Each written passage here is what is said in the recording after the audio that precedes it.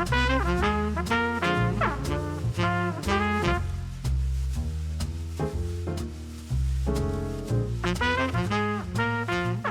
everybody, welcome back to another episode of our Velocity Sellers podcast. I am your host, Velocity Pete, and today we are joined by Corey D. Brown, founder of BuffaBrand Marketing. Corey, thank you so much for jumping on with us today. Yeah, thanks for having me. I really appreciate it. I'm excited to talk a little bit more about the world of e-com, looking at different platforms, kind of what's going on there. Of course, we are an Amazon podcast, so I have no doubt that a majority of our questions are going to be about Amazon, but I'm curious to see kind of what some of our listeners, some of our Amazon sellers can glean from your information and your knowledge to maybe see if there are other, maybe some viable options out there for them to expand. But first, before all of that, I want to get into you and your story, what BuffaBrand is, and kind of if you can give me a quick elevator pitch on, again, who you are and what you guys do. Yeah, sure. I could talk about that probably for the entire show. So let me kind of dwindle it down here. So BuffaBrand Marketing, we are a company in Buffalo, New York, hence the Buffaloes all over. Proud of my community. I started this company about 5 years ago. I was working in-house at a very, very large top 1% seller here in Buffalo, New York, and ended up transitioning during that COVID time. My wife was pregnant. We were having our family getting going, and we decided, let's be crazy and start two businesses at the same time. So just your normal journey. So BuffaBrand Marketing was born about 5 years ago. We initially really focused on Amazon. So we are an Amazon service provider. We've now transitioned more into an e-commerce brand growth partner, where we are working with sellers that are, yes, predominantly on Amazon, predominantly in the US, but also moving more into some other realms, the Walmarts, Shopify's, and beyond, some of these things that we'll get into on the show.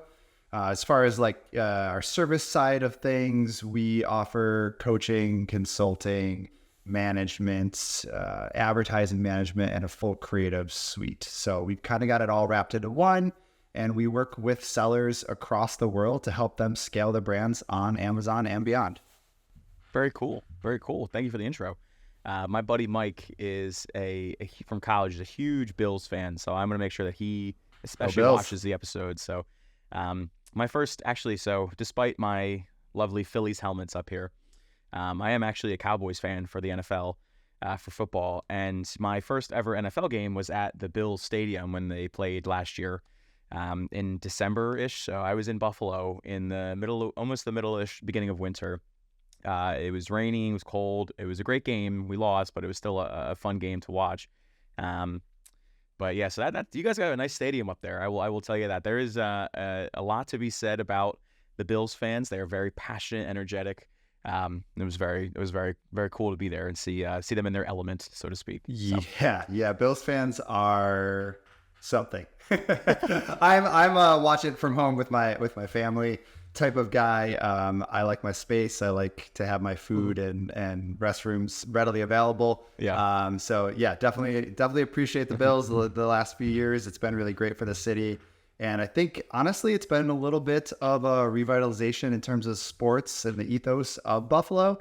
But that's also coincided with the renaissance that Buffalo has had over the last 10 years, where it's just kind of culminating in a really big space for the startup community and the tech community and the medical community. All of these things are coming together, and now investment in Buffalo as a whole has become a whole new level. And I really feel like I'm a part of that, and my company's a part of that. And that's really big for me. Very cool. Yeah, well, if anybody out there needs a quick day trip or a quick weekend trip, you might want to check out Buffalo, New York. There you go. So speaking of passionate and energetics, we're talking Amazon. And I know a lot of people, I would hope anyway, are very passionate and energetic about their Amazon brand. Some people, maybe it's a side gig. Others, maybe it's their main form of business. But either way, it's just something that you need to care about to really excel in. So you guys take businesses to the next level. You buff them up. It's for lack of a better pun on your company name. Well done. Thank you. Can you talk to me a little bit about just more, what is it that you're looking for when you sign on a new brand? What are the kind of the first steps that you're looking for to help them enhance their brand? And again, buff it up. Yeah, so we're doing a lot of analysis. We're really getting in and analyzing what they are doing, not doing, what the opportunities are, what the market market shares are. Are they a new seller, a more seasoned seller, and how does that impact what they have going on? And essentially doing a lot of analysis and strategy building off of that. So a lot of the times that starts with an audit, it starts with a coaching call, it starts with just us learning a lot about what they have going on, what their aspirations are, and what their capabilities are. Because my agency specifically is very much a do it with you type of agency, most people aren't handing off everything to us, although we do that, and that's something I'm comfortable with. We are typically working directly with the seller. So I love to learn about what they have a capacity for and what they're excited about doing, and that we supplement the rest of it. So what does that look like? That looks like a lot of planning. And I think that's always, people are always like, well, is it ads? People want to go to ads, traffic. Yes, it's that. Is it content? Yes, it's that. But first, it's a plan. It's strategy. It's how everything's built out. It's, are you selling on multiple channels? Where is your inventory? Operationally, are you sound? And then it is building content, building traffic, and then using that to analyze data, to plan more and rebuild content and rebuild traffic, and just doing that iteration over and over again on various platforms. Yeah. Well, if you fail to plan, you plan to fail. It's a yes, and I think that's where a lot of Amazon sellers actually struggle. Is they have maybe a lot of product knowledge or industry knowledge, and they don't necessarily know how to apply that to Amazon. So it's really difficult for them to even begin to plan because they don't know what they're planning against. And that could be a difficult spot. And that's why, I do a lot of like one-on-one coaching just to help people get into that headspace of like, oh no, Amazon's a little different than everywhere else. You got to have to learn how to play with Amazon, or you're not going to play on Amazon at all. Yeah. I've talked to a lot of different sellers on different channels, and I want to get into all the channels you guys operate in, and maybe some challenges and some different, maybe talk about some of those differences. But I know Amazon is really its own thing. There's very few copycats, mimics out there like it that do what it does, and for lack of a better, like more grammatical, maybe accurate sounding term, Amazon does what it does. It's Amazon. There's really very few companies out there that can even hope to compete on the level that they do e-com wise. So yeah, absolutely. And I know we encounter problems left and right every day that our partners and sellers that I meet with from the sales team that say, I didn't know that could even happen. That's even a thing. That's a thing. What? And, there's a lot of resources out there that I will say, and not to get too far off on an Amazon tangent, but Amazon does a lot to tell you, hey, you need to do it this way because this is our way, and this is the way that it makes sense in our system, and the way that, our programs can read it best, and all that kind of good stuff. But we'll hopefully get into a little bit of that as well. But I definitely want to cover all the channels you guys operate in. So obviously Amazon and Walmart are big ones, but what else can you guys do to help a brand reach this level of e-com harmony that you're talking about? Yeah, so at this current juncture, we really do focus on Amazon, Walmart, and Shopify. Those are our big three. We are currently onboarding to work with TikTok, which is a little different venture, and we'll get into where that cross-section lives and kind of how that came about. But our focus is really, we probably do 80-90% of what we do is in Amazon. And I think that speaks to the volume that's available there still more than anything else. The skills transcend, the projects transcend, but the volume of sales don't necessarily. Shopify, depending on who you are and what type of marketing you have, can be very big. Going kind of straight D2C is a wonderful thing if you can create that market, but a lot of people don't have that to start off with. So we have played at some other spaces. We played at Etsy's and eBay's and some different things. Some of those, there's not as much that you can do as an agency to assist, and others just aren't a perfect fit for kind of private label brand building, which is really our strongest point. Very cool. Yeah, I know when I was checking your website, I saw Etsy and eBay, which is two markets we're also kind of maybe looking at expanding into with some of our partners. But it's not, I don't want to say it's not as easy, but maybe you can tell me actually. I know it's definitely not as easy as just getting an Amazon account opened and you kind of set up with FBA and all that kind of good stuff. Does Etsy have any kind of fulfillment by Amazon type of program that they send out there? They have their own warehouse, or is it only, you have to fulfill all the orders kind of thing. Yeah, and that's where Etsy lives, and that's part of the issue is a lot of sellers don't want to or don't have the capacity to handle their own inventory, or it's not a customized product in any fashion, so it doesn't really fit with Etsy. And then Etsy's also just had a lot of issues. They've changed a lot of their policies in the last 12 months, and they've turned a lot of buyers and sellers off. And we don't have to get into it totally, but I just know there's been a lot of backlash against Etsy, specifically with their fee structures and some of their how they're scraping their listings and pushing people to the top. There's been some issues with that. So we don't get into that too much anymore. And then eBay, honestly, eBay is just a whole different world. I don't find it to be something that we can help get someone set up. We can help put up products. We can help set up the advertising. But once you've done all of that, really it's customer service and shipments. And those aren't areas that we are really specifically into. We just do them to assist. We say the same thing. I had someone come in and say, it's actually a pretty cool concept for what they were trying to do. They were, I'm a big thrifter. I don't know if Corey, if you thrift a lot, but most of my clothes are thrifted. But I'm big on thrift shops, and I always wonder, could there be an online thrift shop? And people on social media will buy clothes at a thrift shop, and then they'll sell them on Instagram or whatever. That doesn't count. These guys that came to us were trying to set up an eBay account where they could offload a lot of the stuff that they have in their physical shop onto eBay. So they get things from, I guess, outlets. Like one of my favorite brands to get is not Nautica. Oh, I guess I'm in. Oh man, they have the anchor as their logo. Oh, if they ever watch this podcast, they're gonna be so mad at me. Dockers. I love finding I would have never gotten that one. Yeah, I love finding Dockers clothing at we have a thrift shop that gets stuff from outlets that, past seasons I don't really care that much about.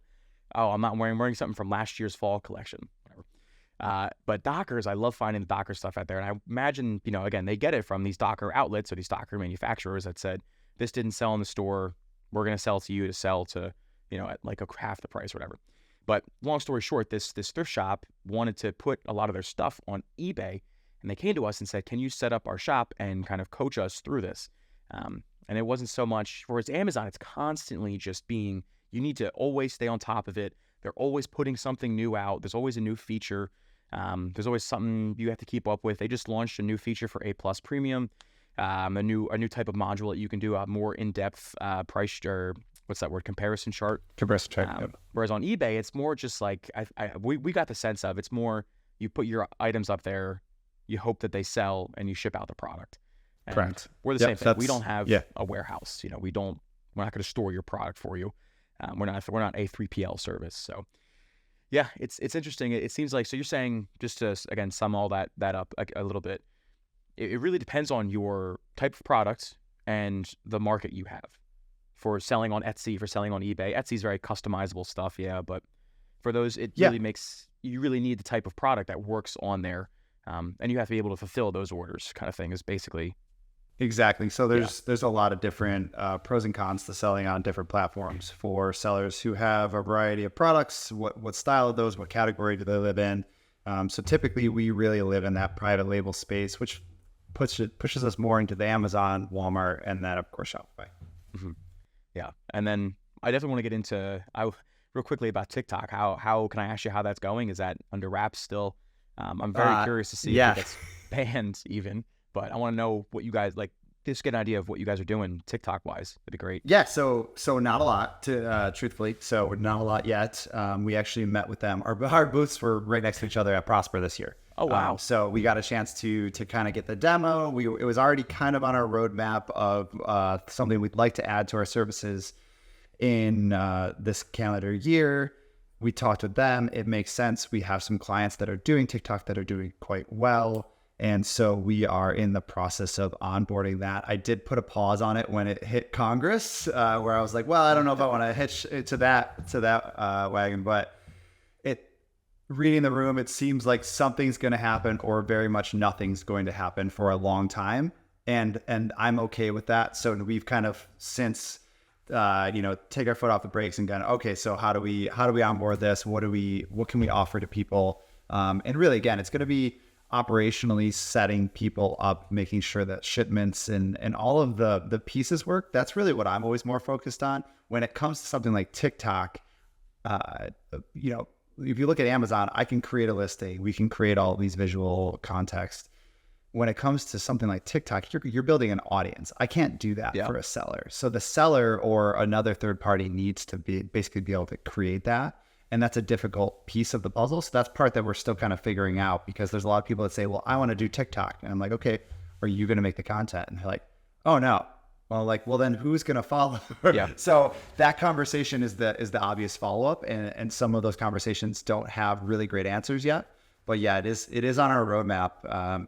And for those who know me, for those who have heard me talk anywhere else, I am not a big social media person. If you look at my personal social media, if you look at BuffaBrand social media, like, it's not something we place a ton of value on. They always say, like, your business takes on the personality of the owner, right? So I'm a super like private introvert guy, and social media just doesn't do it for me at all. And this past year, I've been just watching this like slow motion collision of where e-commerce, my favorite thing in the world, is meeting social media, my least favorite thing in the world. And they're slowly like getting to hold hands. And I've been dreading it, but at the same time, it's all strategy. It's all, a game to be played. And so we are preparing for it. As much as I didn't want to get into that space, that's where the world is going, is social selling. And so we are going to go there with it. And however long that lasts, we'll be there to help our sellers out. Yeah, we offer a little bit of social media services here, and I'm with you. I really try not to be on it super much. I like to stay caught up with my friends and family and kind of see what they're up to, but it's never. I know a lot of kids today, and I say kids as like I'm not 24. A lot of people in my age group and actual kids are waking up, and the first thing they do is going on their phones looking at TikTok, Instagram, Snapchat, and all this other stuff.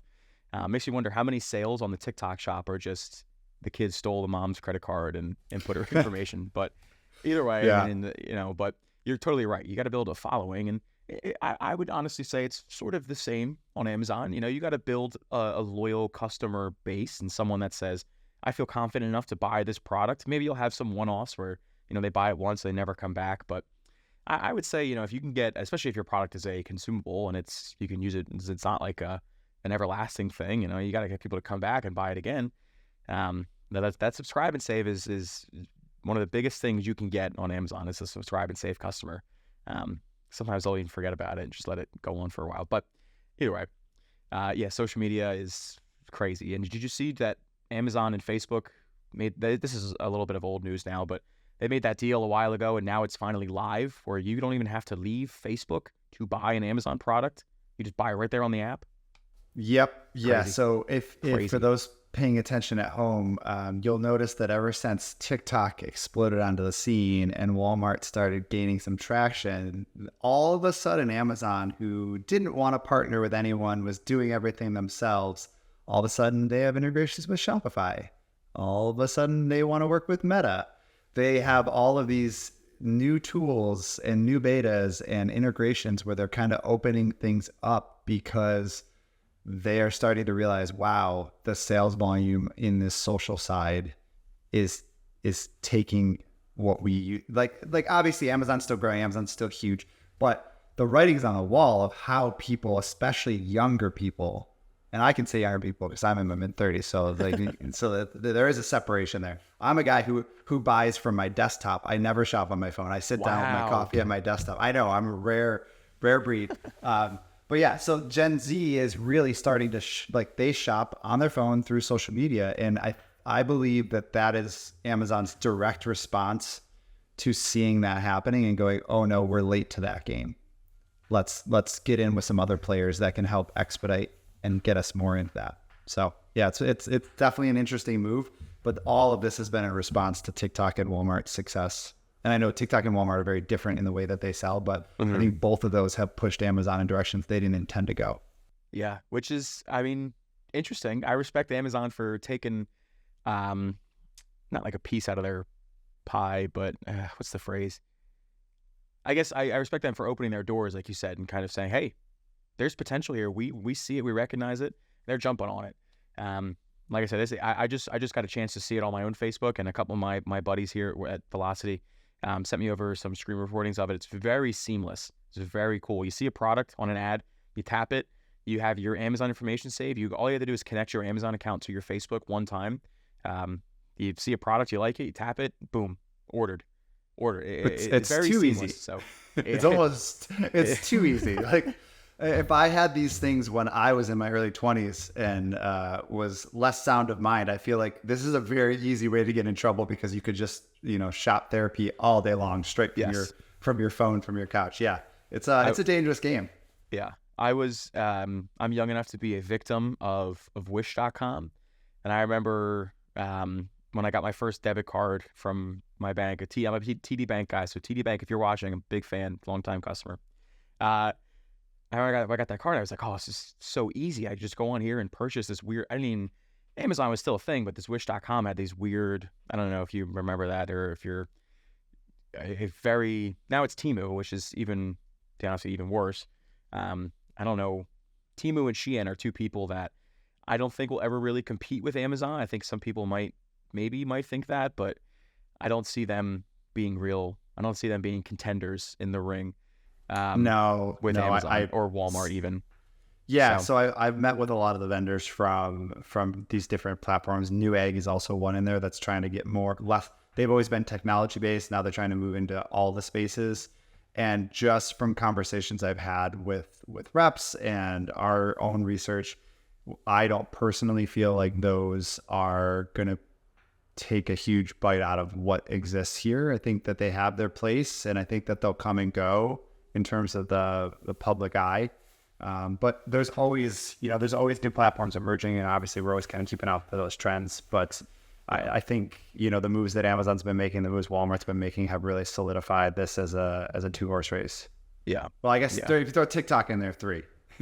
I was gonna say I was gonna say, do you think TikTok is in there? And so you're on the yes side. I'm actually gonna say I'm on the no side. And as much as TikTok is the biggest, social media right now, probably. I remember when MySpace was the biggest one. I am not that young enough to forget that, but TikTok is definitely the biggest player in the industry right now for social media sales.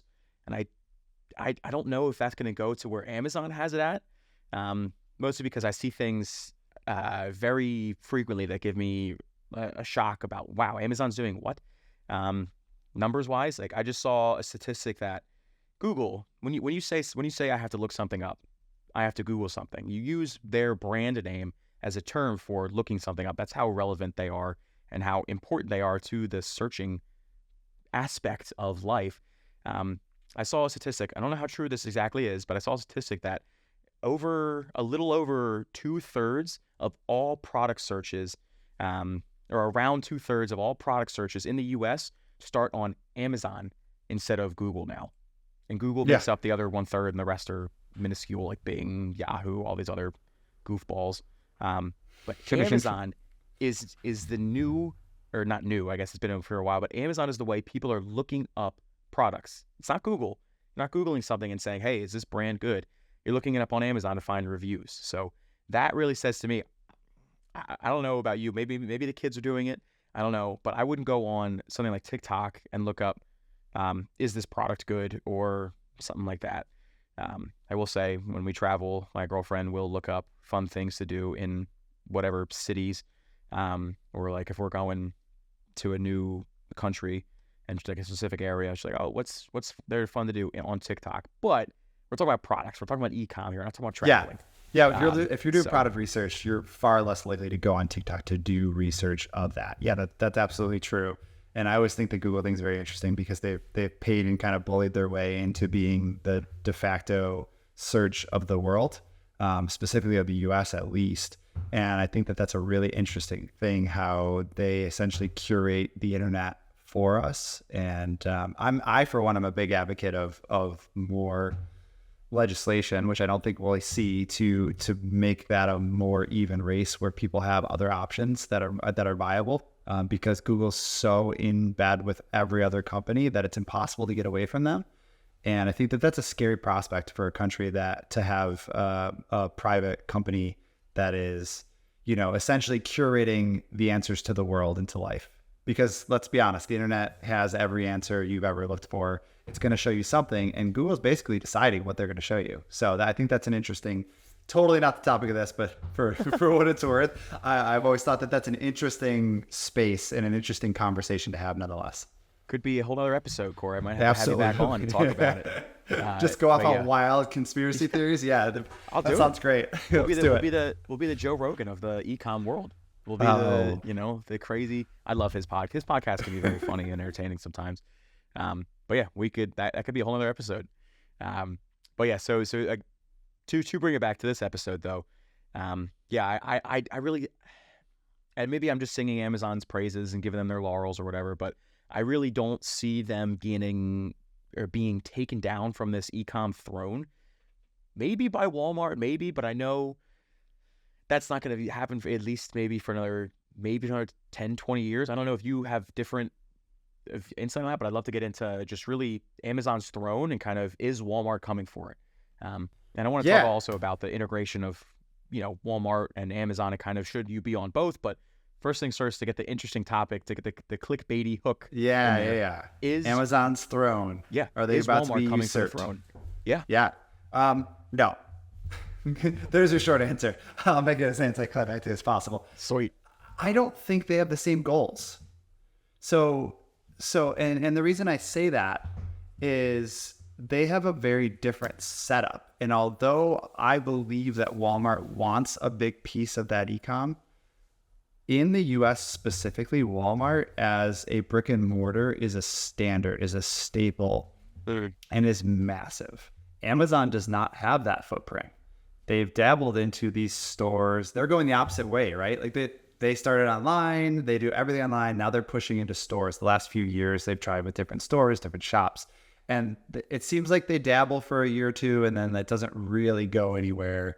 Walmart, tried and true brick and mortar, American staple. Every town's got a Walmart. It's the heartbeat of small. I grew up in a town where Walmart was like the store. Like that's where you went to get stuff. So like I've lived that.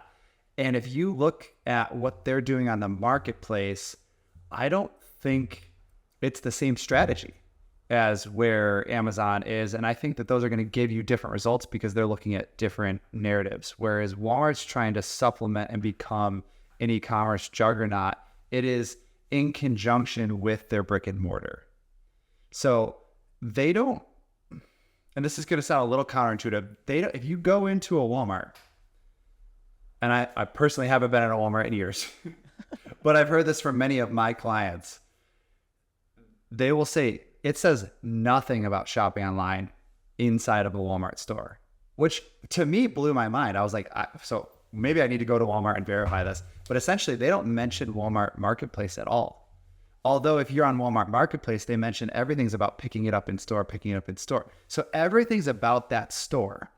They're not trying to push sales out. They're trying to supplement sales in.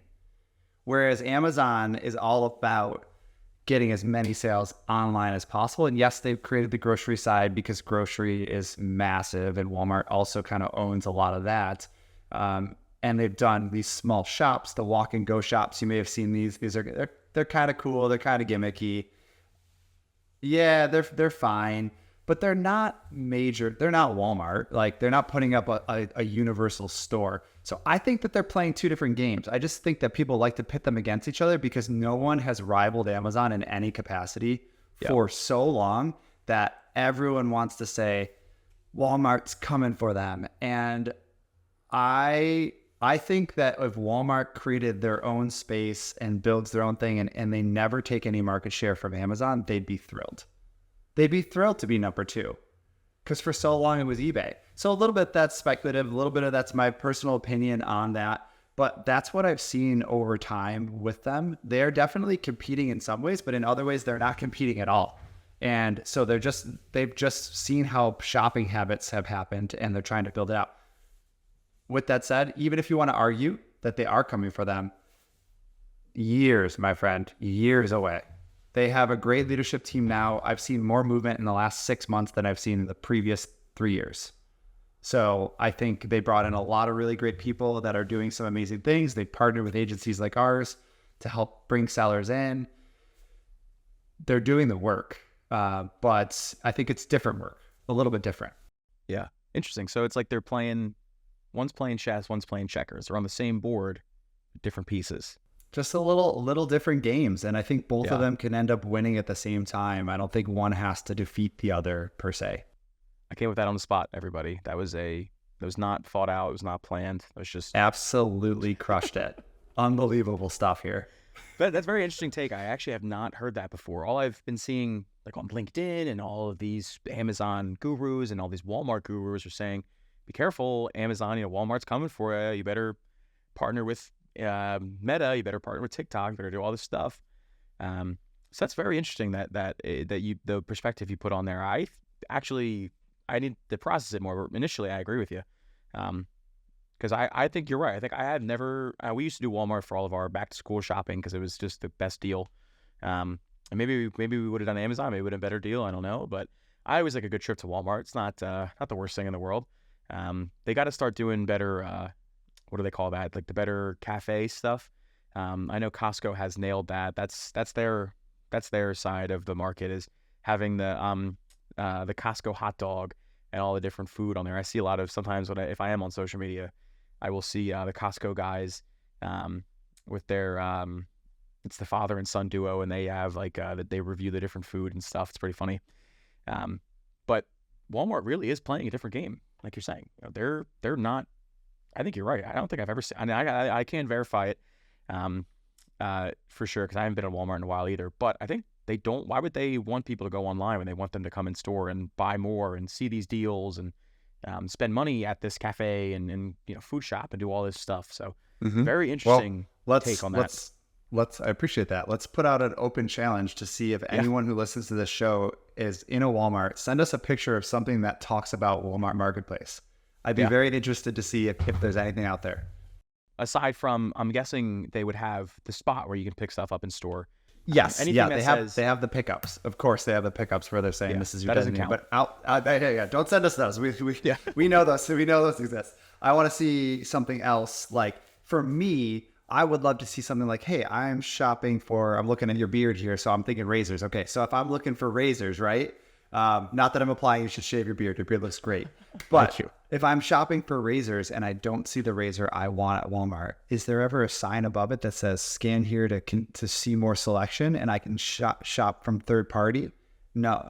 I would say that does not exist. And I think that augmentation of the in-person to digital is a direction we need to be able to go, where you actually could physically walk through the store and grab all the things that you want, but also augment that experience with another shipment of, oh, they didn't have the right size of this. I ordered it online while I was in the store. I paid for it right now. I know that's either shipping to my house or I'm coming back to pick up another box. And that experience, to my knowledge, does not exist. And I think it's somewhere that we will end up going. Imagine the opportunity cost you could get there by going to Walmart and saying, oh, my product's out now. I'm going to, like you said, I'm going to scan something and order it online. It's very interesting about how I can't imagine Walmart's out of stock a lot. I don't know if, again, all my Walmart shoppers out there watching, let me know if you go to Walmart and frequently run out of stuff. I personally go in there and I find everything I'm looking for. Sure. If you need something, I feel like there's just no way, or you do a substitution or whatever. But I wonder how much more volume they could get from, if they could measure that somehow, of, hey, I ordered this in the store because it was not on the shelf or something like that. Very interesting thought. Maybe with the way AI and, like you said, technology to reality integration is going, that could be something that happens that they do. Maybe they'll watch this and take that idea and they'll say, hey, Corey, thanks for that idea. Appreciate it. Yeah. I'm sure my royalties will be in the mail, right? Yeah. So the other thing is, think of it this way. Walmart has limited space in every store, right? And because you're on a good point. So they typically are in stock of everything that's important, right? That's part of Walmart's draw, is you can come here and get groceries and get just about everything else you need. But they also have that seasonal area. They also have areas with smaller. They have a little auto area. They have a little garden area. Those are the areas where I think if they could augment that with third-party sellers, where you could shop more online, so they don't have to physically stock as much in a specific smaller section department that's not in everyday use. That's something where it's like, okay, I can grab that while I'm here. And it could go the other direction too. Yeah, there's a lot that could go on there. I won't get into solving all of Walmart's problems for them here on this podcast, but those are some thoughts that I've had, and that's why I think that they are playing a different game, and the game could get even it could be an even bigger gap in terms of what they're doing and what their goals are if they make certain decisions, or they could double down and go, hey, we want to be Amazon and make changes in that direction. But as of right now, I think that they're just kind of on this parallel path that's a little different. Mm-hmm. And I know it's not, like I was making fun earlier about eBay and Etsy and getting an account open, and really kind of, it's a little bit more cumbersome than Amazon. As far as I know, Walmart is a pretty easy account open as well. You know, it's not maybe it's not as seamless. Maybe you can speak this too. It's not as seamless as Amazon, but I can imagine that it's not as difficult maybe as eBay to get an account open and start selling on Walmart. I would actually, for the first time, I think, disagree with you.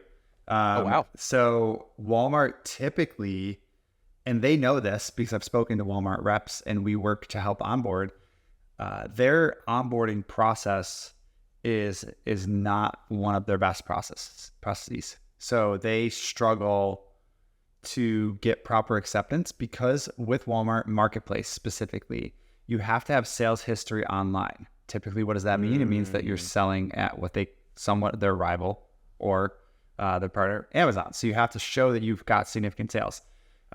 They want to see history of your business. And what happens a lot of times is you actually apply to get into Walmart and you get queued up and you don't get a response for months because they have to actually do things on their end, whereas Amazon's is very automated. Nowadays you have to get a postcard verified. So there's some things to do. You have to maybe do an interview as well, depending on where you're from and who you are, and what history you have. But Walmart has like this very submit it and then wait for Walmart process, and that gets hung up a lot.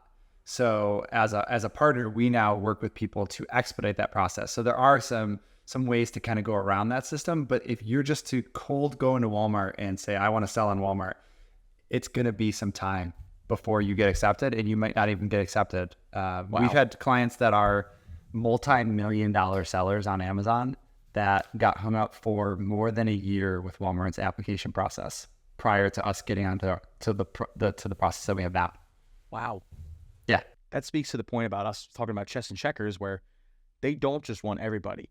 Amazon used to make an account, you put your bank information in, you're done. Business name, trademark. We'll figure you out later. Essentially, it's the way that they're like, get in here and we'll figure out whether you want to do good stuff or bad stuff. Like start on selling. the fly. Yeah.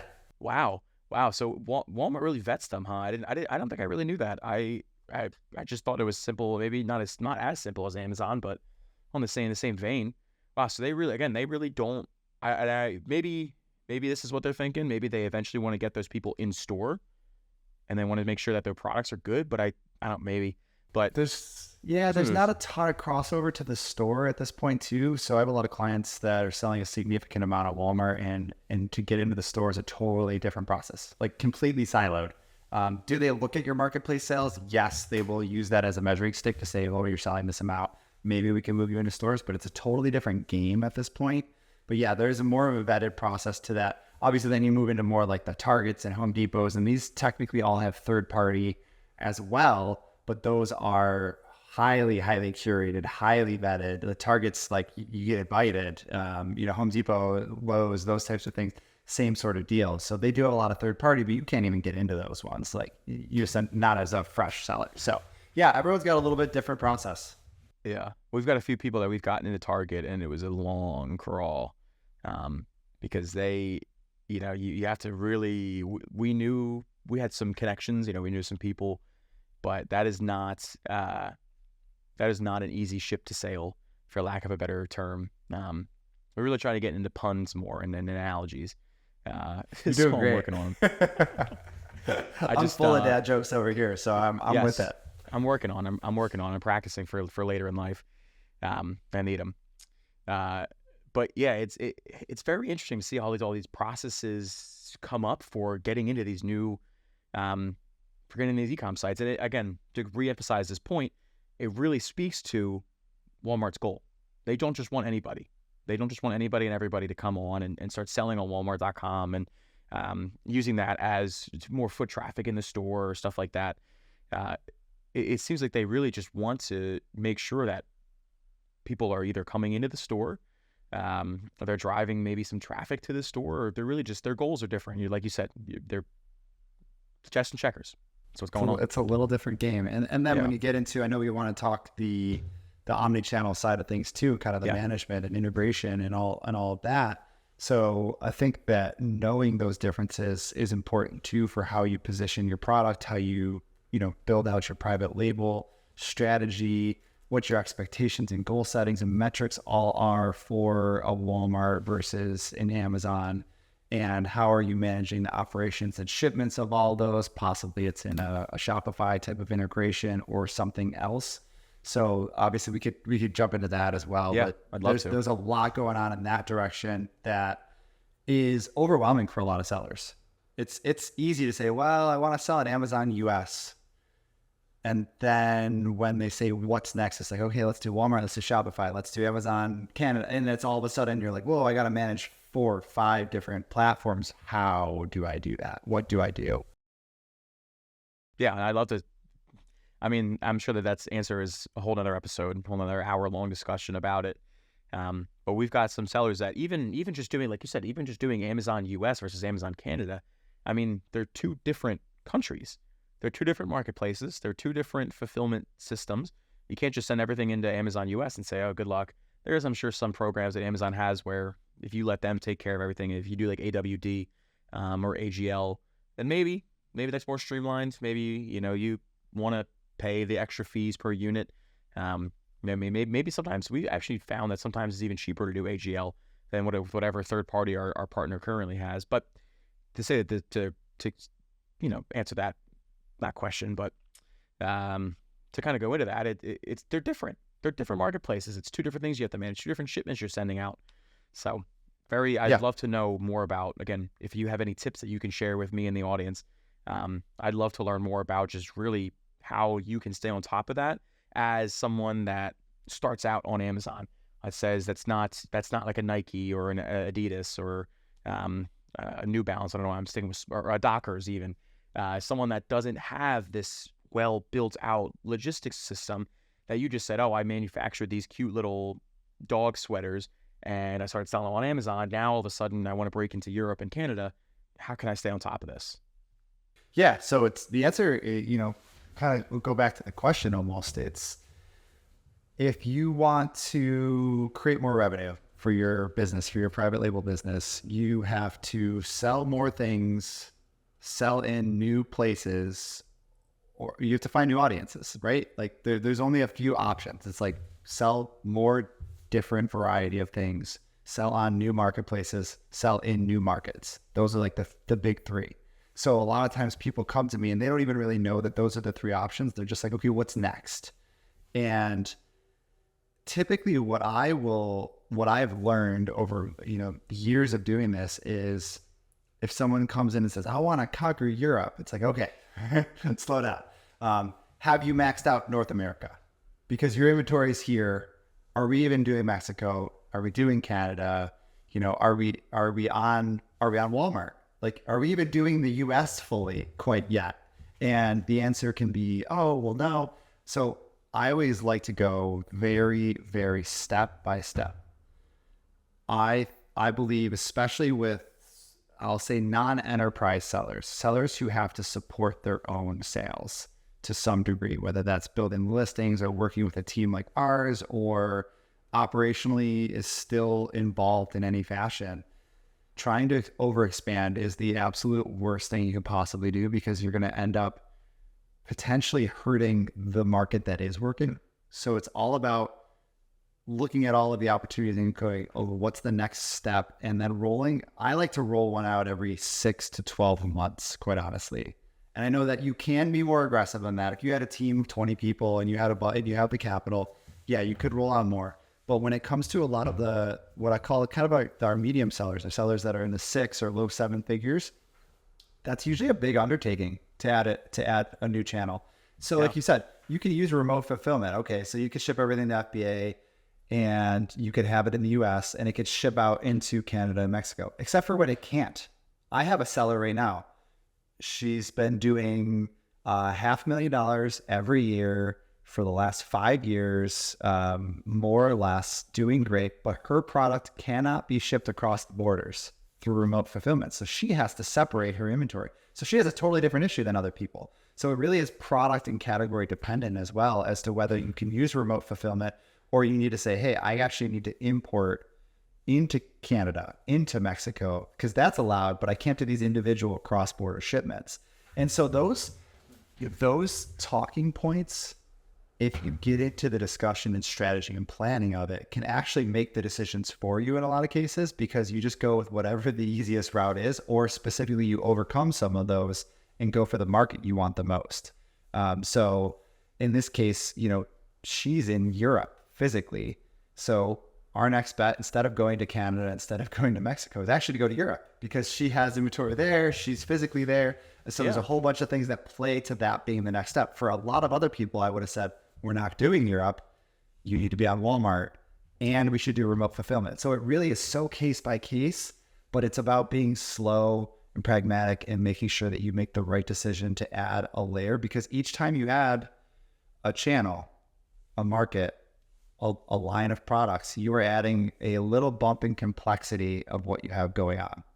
And so I like to tell people to pause, think about how that impacts you. Yes, if you have 20 products and you're rolling out 5 more that are a variation of the thing you already sell, and you're rolling that out in a market you already sell, that's not going to be a big bump. It's not going to be a big bump in terms of what you need to do. It might be a big bump in sales, but it's not going to be a lot more work. But if you rolled out the 20 products you have from here into another market or another, that could be a significant lift. And so you have to worry about integrations, optimization, all of the different things, and really get operationally sound. Yeah. Wow. Yeah, I'm with you. It's something I wouldn't have thought of on maybe my end on the sales side, and someone that really hasn't run their own brand. I've been a brand manager before in a previous life. I say that again at 24 years old. But it's very interesting to think about. I like that question. Have you really conquered North America before you want to move to? Have you even conquered the U.S. before you even want to move to Canada or Mexico? We get that a lot on our side of, hey, like you said, can we jump to the new country? Can we get more volume, get more sales, get more traction? It's hold on. So very interesting about, again, this omni-channel. I like that term, omni-channel management, of seeing just how you can do all this. So, and it makes it easy, again, like I said, when you're a Nike or I was called Adidas. I was just over in London, and they say Adidas. That is the correct pronunciation. Yeah. Yeah. So, what else did they say? They said, I might actually start using this. They say, instead of getting in line, they say, oh, I'm queued. Cute. Yeah. I'm queued up for coffee right now. It's kind of I was just joking with my wife that I think I'm a European at heart, because I'm a huge international football fan. I have been for many years. And I like the pace of life of Europe. I just have a lot of European idiosyncrasies. So a lot of this terminology, yes, very, very familiar, because I'm such a big fan of international football. We went over for London for we went over for the Phillies and Mets game. Okay. My buddies and I, and we loved it. One of the biggest things there are 3 things that I took away from England, and I hope the rest of Europe really. Number one is that when you go to a pub and you order a cider or a drink, you can take it outside and talk outside. There's tables out there. It's nice, especially when you don't have to be inside. I love that. I thought that was I think American bars need to adopt that very quickly. Or at least some of them do that, but you can go on the street and just drink. What else was the Tube, the underground subway station? Phenomenal. Oh, yeah. So much more efficient than, no offense to my New Yorkers out there, New York City, so much more efficient. The trains came every 5 minutes, whereas in Philly, or maybe not in New York as much, but in Philly, you're waiting for 15 for the next one. So it was it was very efficient, very clean down there, very nice. And the third biggest one is that when you went to these pubs and you went to dinner, or you went to a restaurant, and it was a packed house. There's people all across the room and all in the bar and all outside. Not a single one of them that was talking with somebody else had their phone in their hand. It was just all phones down. There's no screens. It was just people talking to each other across the entire, section of the city that we were in. Wow. We went all over, and that's all I saw is that nobody was on their phones, texting at dinner, looking at their phones during a pub session. It was amazing. It was amazing. I was absolutely shocked to see that happen. But yeah, Real I think human I'm gonna start interaction. adopting some more, like you said, some more not idioms, what's idiosyncrasies, things that the UK, that the English do, that I think I liked. So definitely be interesting to see if I can pull some of that off. I did actually buy, I don't know if you're into the Jeff caps, like the British hats. No. I Did you get one? I did get one. I might have to show it on camera. Hold on. Do it up. I love it. Picked up, this was in a thrift shop. Again, love thrifting. This was in a thrift shop for £8, so about $10. I put it on, looked in the mirror, and I said, "This is really. I think I have a good head shape for it." That's what my buddies were saying. You know what? It's funny because I'm like more of a cap guy now than I ever was, and I've tried on some of the what I can best call an indie rocker hat. The hat with the brimmed hat, medium brim. I've tried some of those on, and my wife looked at me. She's like, "That's you." I don't think I can pull it off though. Like I looked in the mirror, like I don't know if it is me. But yeah, no, that's a spot on look for you. I Thank you. I appreciate it. Yeah, Thank you. You should do all your podcasts with that on from now on. Well, I have to. I'll start speaking in an accent. You got to start asking questions at the end of every sentence because that's another thing that the UK does. Oh, really? The everything's isn't it? In it. Oh, yeah. Yeah. They'll state something that's very obvious and they'll be like, isn't it? Yeah. I heard yeah and right a lot.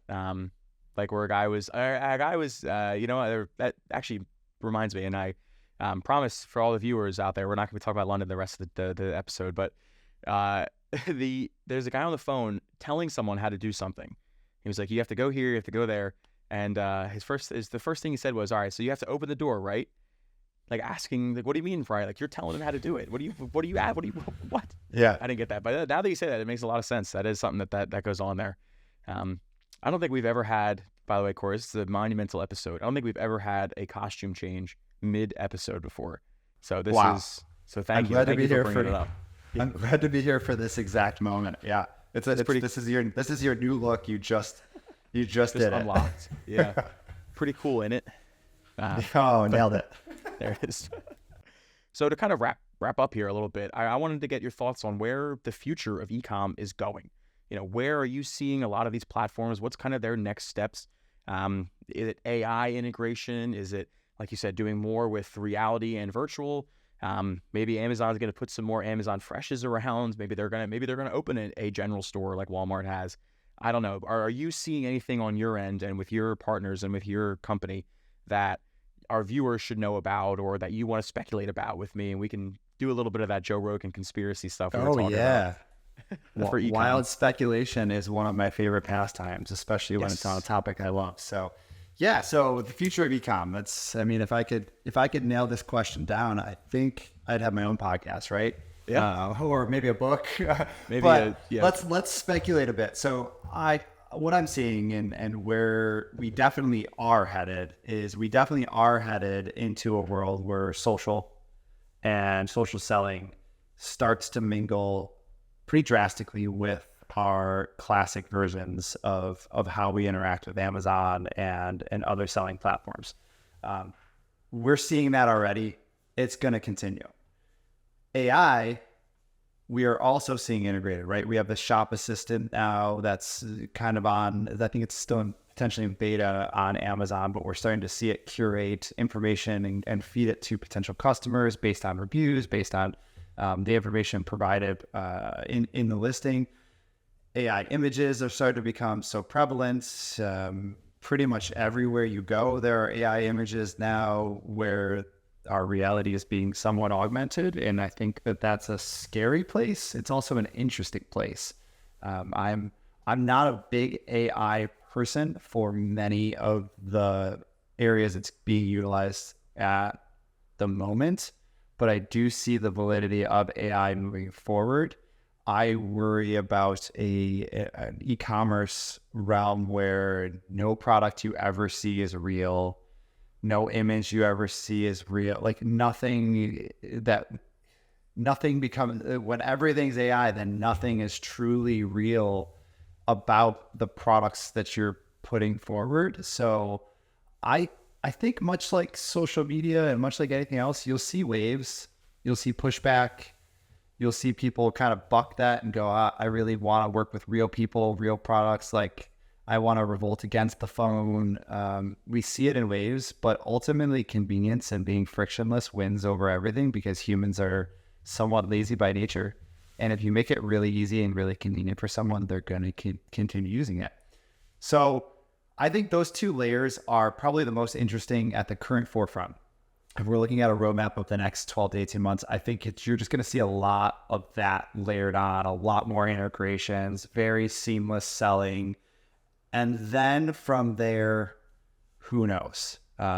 Because I don't see a lot of other big changes coming unless the government starts to break businesses up, force them to sell, force them to change hands, force them to change anything, which who knows if the US government will ever do that.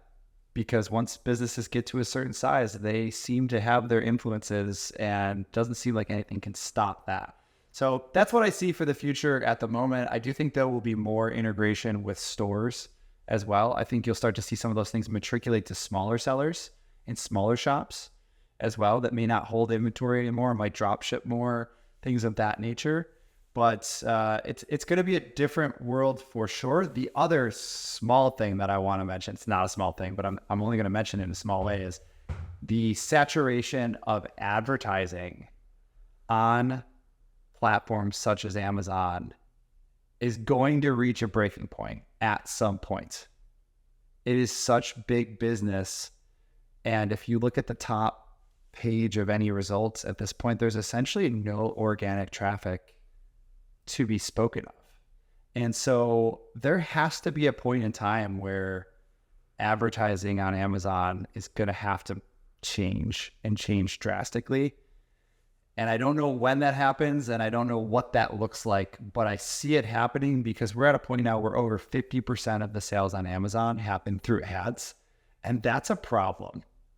Like that's a problem for the consumer and for sellers. Like that should not be the way sales happen on a platform that big. And I think that as that continues to go up, as the costs continue to go up for sellers, it's going to have to break at some point. And I don't know what that looks like, but I see it happening.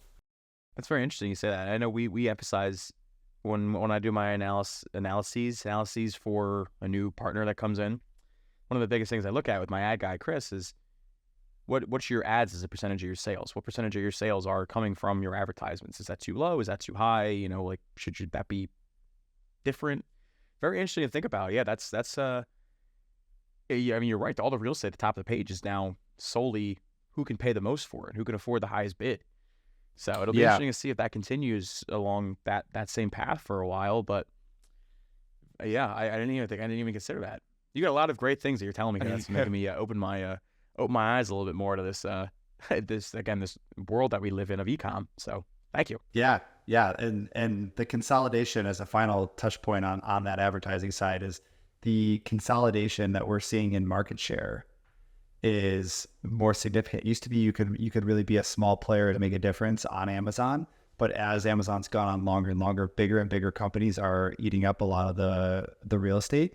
They're spending a lot more money. They understand it now. They're paying people to understand it. So we're seeing market share consolidation at a very, very rapid, like a scary rapid rate, where the small players are getting pushed because they just can't spend. And there's come a point now where there's so much advertising real estate that an enterprise, I mean, Nike's a bad example because they, have mostly pulled out of Amazon. But if you pick some of the bigger companies, if you think of just like P&G backed companies, they can spend unlimited amount of money on advertising. And if that equals getting 90% of the real estate on page one for deodorant or for anything else, guess what? They're going to do it.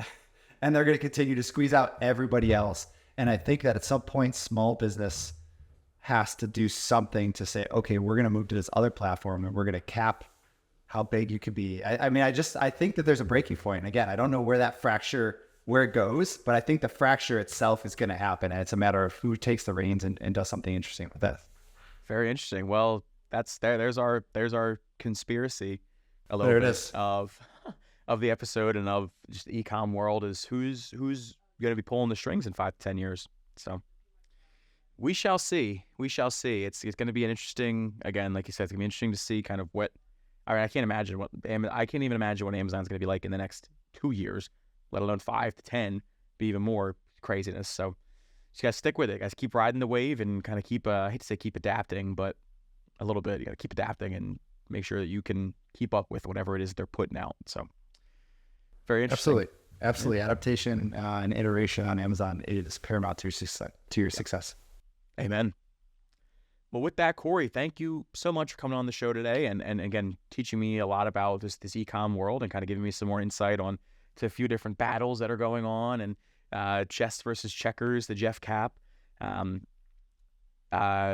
British thing in it. I appreciate you coming on. Cheers. Thanks for coming on.